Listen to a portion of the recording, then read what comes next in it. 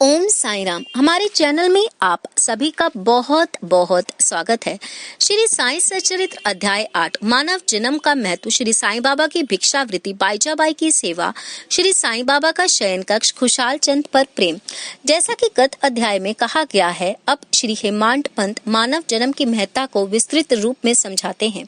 श्री साईं बाबा किस प्रकार भिक्षा उपार्जन करते थे, बाईजाबाई उनकी किस प्रकार सेवा करती थी, वे मस्जिद में तात्या कोटे और महालसापति के साथ किस प्रकार शयन करते तथा खुशाल चंद पर उनका कैसा स्नेह था, इसका आगे वर्णन किया जाएगा। मानव जन्म का महत्व। इस विचित्र संसार में ईश्वर ने लाखों प्राणियों को उत्पन्न किया है, जो स्वर्ग, नर्क, पृथ्वी, समुद्र और आकाश में निवास करते हैं तथा भिन्न भिन्न धर्मों का पालन करते हैं।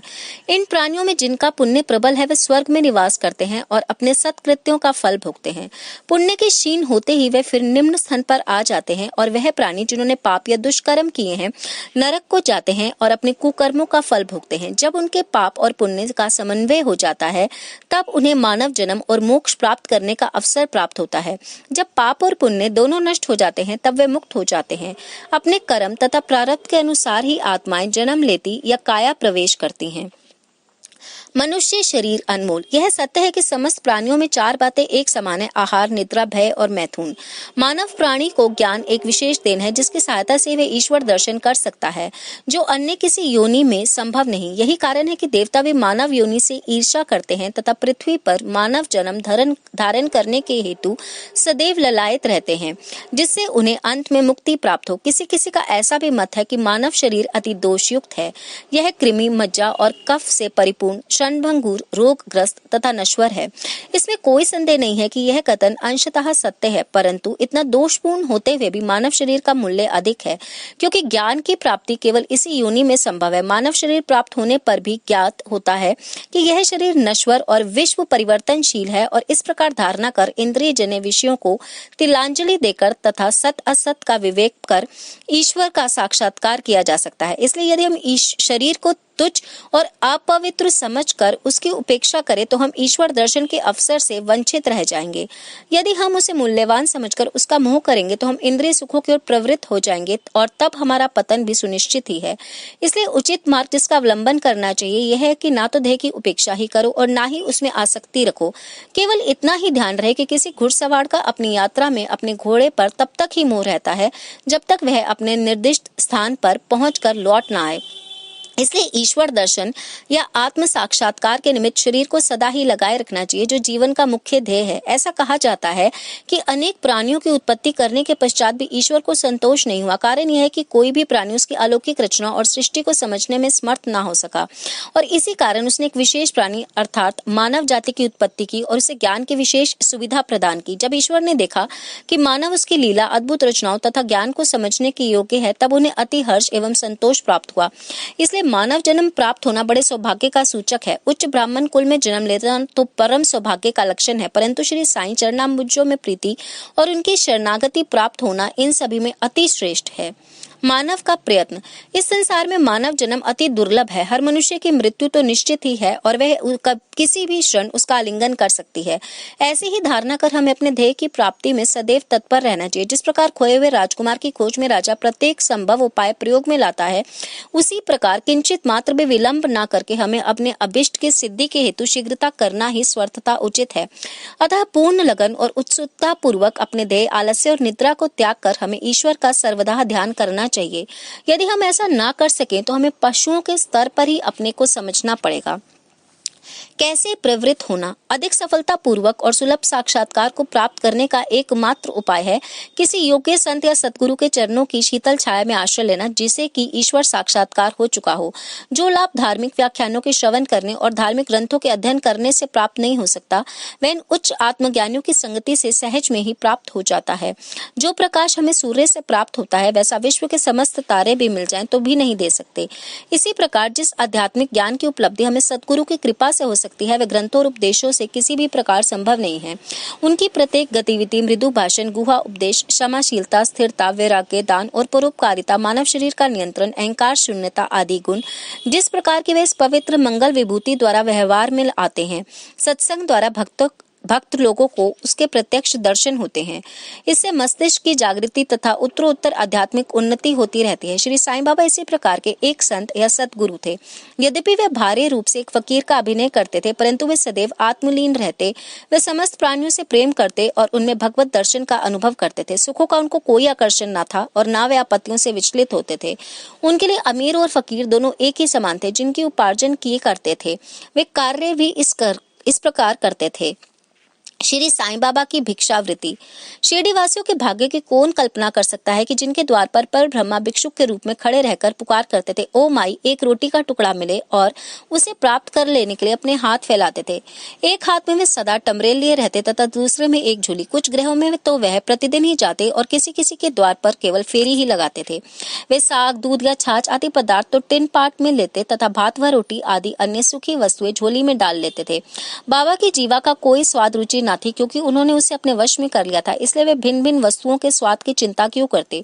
जो कुछ भी भिक्षा में उन्हें मिल जाता, उसे ही वे मिश्रित कर संतोष पूर्वक ग्रहण करते थे। अमुक पदार्थ स्वादिष्ट है या नहीं, बाबा ने इस और कभी ध्यान ही नहीं दिया। मानो उनकी जीवा में स्वाद बोध ही ना हो। वे केवल मध्याह्न तक ही भिक्षा उपार्जन करते थे। ये कार्य बहुत ही अनियमित था। किसी दिन तो वे छोटी सी ही फेरी लगाते तक, किसी दिन 12 बजे तक वे एकत्रित भोजन एक कुंडी में डाल देते, जहाँ कुत्ते, बिल्लियां, कौवे आदि स्वतंत्रता पूर्वक भोजन करते थे।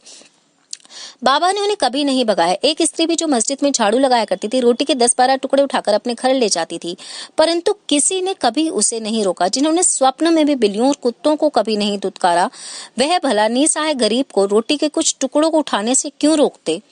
ऐसे महान पुरुष का जीवन धन्य है। शिरडी वासी तो पहले पहल उन्हें केवल एक पागल ही समझते थे और वे शिरडी में इसी नाम से विख्यात भी हो गए थे। जो भिक्षा के कुछ टुकड़ों पर निर्वाह करता हो, भला उसका कोई आदर कैसे करता। परंतु ये तो उदार हृदय, त्यागी और धर्मात्मा थे। यद्यपि वे बाहर से चंचल और अशांत प्रतीत होते थे, परंतु अंतकरण से दृढ़ और गंभीर थे। उनका मार्ग गहन तथा गूढ़ था।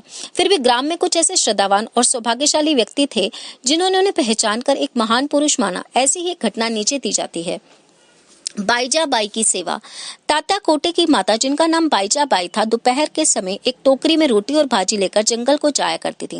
वे जंगल में कोसों दूर जाती और बाबा को ढूंढकर उनके चरण पकड़ती थी। बाबा तो शांत और ध्यानमग्न बैठे रहते थे। वे एक पत्तल बिछाकर उस पर सब प्रकार के व्यंजन आदि जैसे रोटी, साग आदि परोसती और बाबा से भोजन कर लेने के लिए आग्रह करती। उनकी सेवा तथा श्रद्धा की रीति बड़ी ही विलक्षण थी। प्रतिदिन दोपहर को जंगल में बाबा को ढूंढना और भोजन के लिए आग्रह करना। उनकी सेवा और उपासना की स्मृति बाबा को अपने अंतिम क्षणों तक बनी रही। उनकी सेवा का ध्यान कर बाबा ने उनके पुत्र को बहुत लाभ पहुंचाया। माँ और बेटे दोनों ही की फकीर पर दृढ़ निष्ठा थी। उन्होंने बाबा को सदैव ईश्वर के ही समान पूजा। बाबा उनसे कभी कभी कहा करते थे कि फकीरी ही सच्ची अमीरी है, उसका कोई अंत नहीं। जिसे अमीरी के नाम से पुकारा जाता है, वे शीघ्र ही लुप्त हो जाने वाली है। कुछ वर्षों के अनंतर बाबा ने जंगल में विचरना त्याग दिया। वे गांव में ही रहने लगे और मस्जिद में ही भोजन करने लगे। इस कारण बाईजाबाई को भी जंगल में ढूंढने के कष्ट से छुटकारा मिल गया। तीनों का शयन कक्ष। वे संत पुरुष धन्य हैं जिनके हृदय में भगवान वासुदेव सदैव वास करते हैं। वे भक्त भी भाग्यशाली हैं जिन्होंने अपने सानिध्य प्राप्त होता है। ऐसे ही दो भाग्यशाली भक्त थे, तात्या कोटे पाटिल और भगत महालसापति। दोनों ने बाबा के सानिध्य का सदैव पूर्ण लाभ उठाया। बाबा दोनों पर एक समान प्रेम रखते थे। ये तीनों महानुभाव मस्जिद में अपने सर पूर्व, पश्चिम और उत्तर की ओर करते और केंद्र में एक दूसरे के पैर से पैर मिलाकर शयन किया करते थे। बिस्तर में लेटे लेटे ही वे आधी रात तक प्रेम पूर्वक वार्तालाप और इधर उधर की चर्चाएं किया करते थे। यदि किसी को भी निद्रा आने लगती तो दूसरा उसे जगा देता था। यदि तात्या खराटे लेने लगते तो बाबा शीघ्र ही उठकर उसे हिलाते और सिर पकड़कर जोर से दबाते थे। यही नहीं, वह महालसापति हुए तो भी उन्हें अपनी ओर खींचते और पैरों पर धक्का देकर पीठ थपथपाते थे। इस प्रकार तात्या ने 14 वर्षों तक अपने माता पिता के गृह को छोड़कर बाबा के प्रेमवश मस्जिद में ही निवास किया। कैसे सुहाने दिन थे वो, उनकी क्या कभी विस्मृति हो सकती है। उस प्रेम का क्या कहना, बाबा की कृपा का मूल्य कैसे आंका जा सकता था। पिता की मृत्यु होने के पश्चात तात्या पर घर बार की जिम्मेदारी आ पड़ी, इसलिए वह अपने घर जाकर रहने लगे। राहता निवासी खुशाल चंद। शिरडी के गणपत तात्या कोटे को बाबा बहुत ही चाहते थे। वे राहता के मारवाड़ी सेठ श्री चंद्रभान को भी वह बहुत प्यार करते थे।